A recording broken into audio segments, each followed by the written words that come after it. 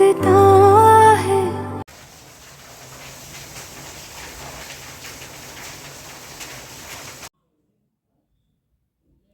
It's drizzling outside. अभी तो बारिश के दिन है ना? तो ऐसे में क्या हमें बारिश में भीगना भी पसंद है और बारिश में बाहर जाना भी पसंद है।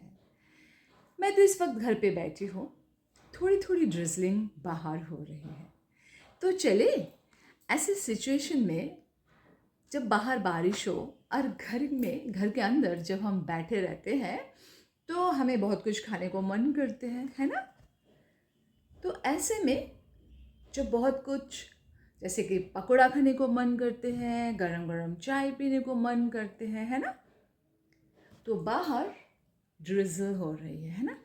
तो ड्रिजलिंग होना और चाहे ह्यूज बारिश होना, जैसे कैट्स एंड डॉग्स, जब बहुत ज़्यादा बारिश हो तो ऐसे अवस्था में हम जो भी खाने को पदार्थ हमारे मन में होते हैं, हम उसे कैसे बोल सके, कैसे बोल पाए इंग्लिश में। चले let's start. We will create a scene, a situation. अरे नहीं, कैमरामैन की ज़रूरत नहीं है। Just to understand the situation and situation base पे हमें कैसी इंग्लिश, कौन सी वर्ड्स को चुनना है, देखते हैं। तो इस सीन में आप हो, आपके पिताजी हैं एंड आपकी माताजी हैं। माताजी किचन रूम में काम कर रही है और पिताजी जो है वो खिड़की के सामने बैठकर क्या कर रहे हैं, न्यूज़पेपर पढ़ रहे हैं।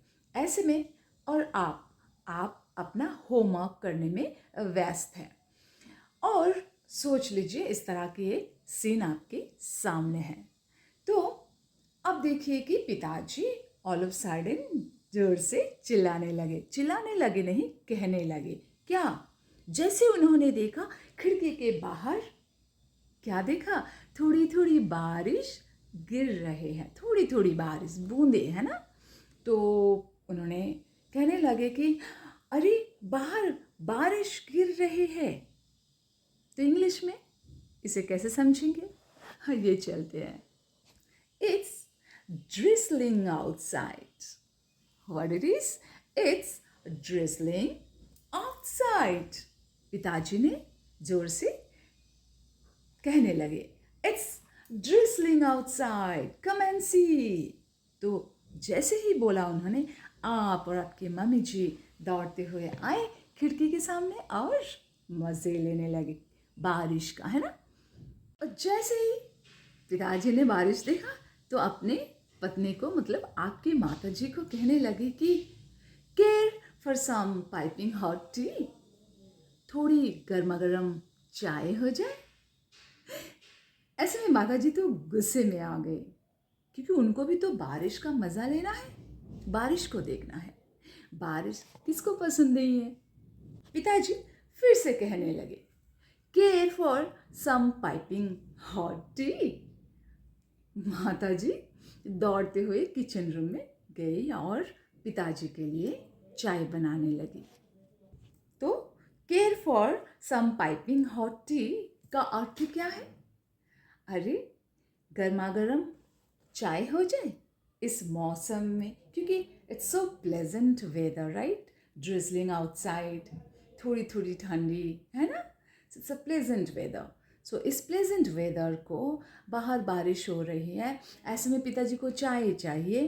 तो कैसे पिताजी ने कहा, care for some piping hot tea, है ना? मज़ेदार।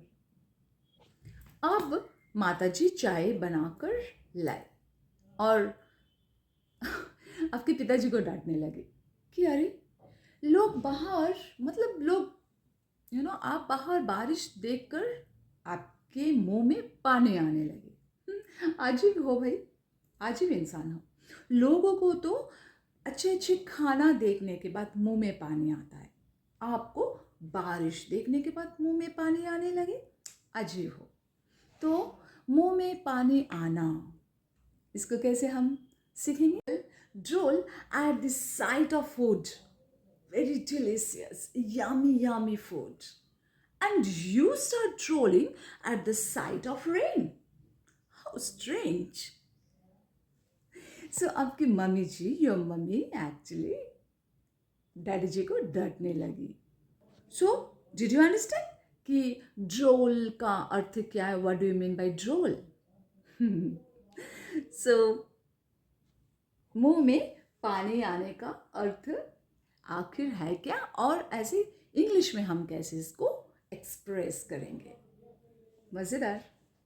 अब तक सिचुएशन में पिताजी ने बाहर खिड़की के बाहर झांक कर देखा और देखा कि बारिश होने लगे हैं. तो फिर मम्मी से कहा, मतलब अपने पत्नी से कहा कि अरे भाई मुझे हॉट टी, गर्मा गर्म चाय दे दीजिए, और फिर गर्मा गर्म स्पाइसी पकोड़ा भी साथ में लाइए, क्योंकि मेरा जो टेस्ट बर्ड्स है एकदम start cravings to have all this. Now mummy ji की टर्न है. मम्मी जी कहेंगी, अभी मम्मी जी इस सिचुएशन में कहेंगी कि सबको मतलब बारिश के समय बाहर जाने को मन करते हैं, और आपको जो हमेशा ये चाय दो, पकौड़ा दो, गर्मा गर्म खाना दो, ये दो, वो दो. अरे व्हाट काइंड ऑफ यू मतलब पर्सन यू आर. बारिश में तो लोगों को बाहर जाने को मन करते हैं, है ना. तो यहाँ अब मामी जी कह रही है कि देखो मुझे ना अभी बाहर जाना है, मुझे ऐसे दिल कर रही है कि मैं बाहर जाऊं और बहुत भीग कर आऊं.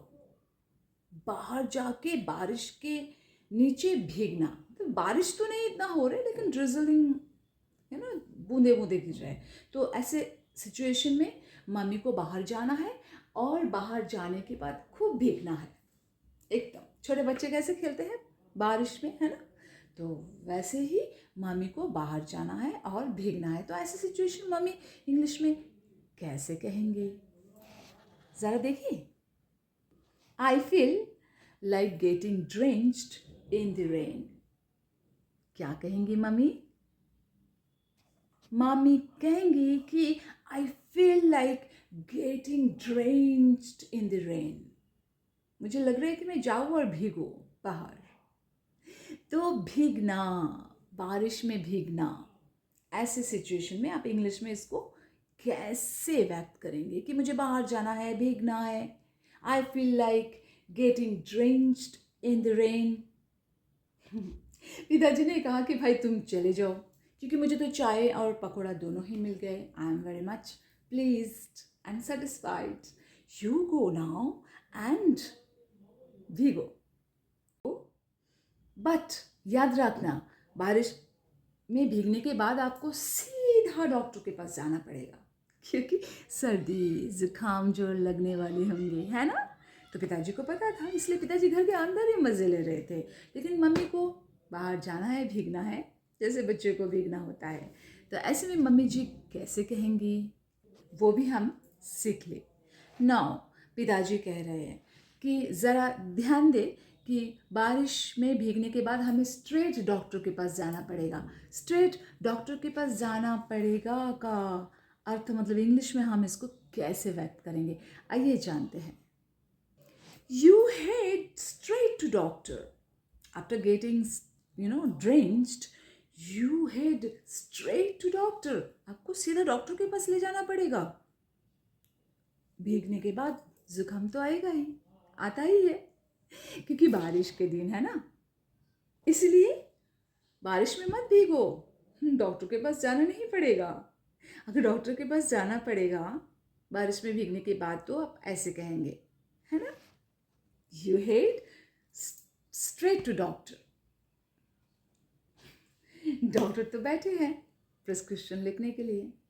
Doctor will prescribe some medicine, और फिर मुश्किल हो जाएगा, है ना, सर्दी जुकाम. तो समझे, हमने जो सीन को क्रिएट किया था, हमने जो एक सिचुएशन को बनाई थी जिसमें आप हो और आपके माता पिता हैं, you and your parents, how the conversation took place. तो इसको अगर इंग्लिश में बोलना है तो इसी तरह आप बोलेंगे कन्वर्जेशन बहुत इम्पॉर्टेंट है to improve our English, improve our mainly vocabulary and the speed and the fluency. You also create a beautiful scene like me and make conversation with your parents. Okay? Thank you.